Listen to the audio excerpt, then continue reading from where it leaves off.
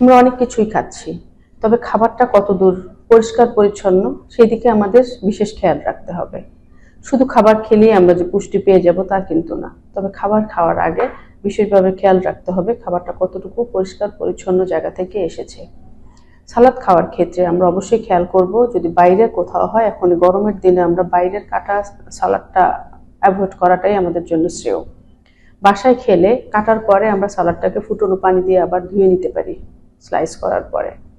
তারপরে আমরা যেই খাবারগুলো খাচ্ছি, খাবার খাওয়ার আগে আমরা অবশ্যই হাত সাবান দিয়ে ভালোভাবে ধুয়ে তারপরে খেতে বসবো, এবং বাটি, চামচ বা প্লেট পরিষ্কারভাবে ধোয়া আছে কিনা প্রত্যেকের আলাদা আলাদাভাবে খেয়াল রাখা উচিত। এটা খাবার খাওয়ার পরে যে খাবারটা থেকে যাবে সেটা আমরা ফ্রিজে রাখার চেষ্টা করি।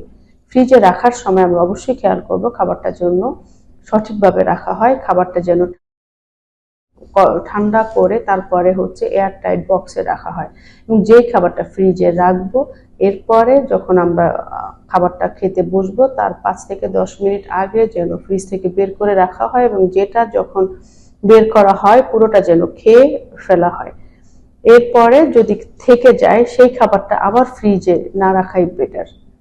আর খাবার বের করার পরে যদি খাবারটা পাতলা বা ঝোল তরকারি হয়, সেই ক্ষেত্রে ওভেনে গরম না করে চুলায় ভালোভাবে ফুটিয়ে গরম করলে সবচেয়ে ভালো হয়।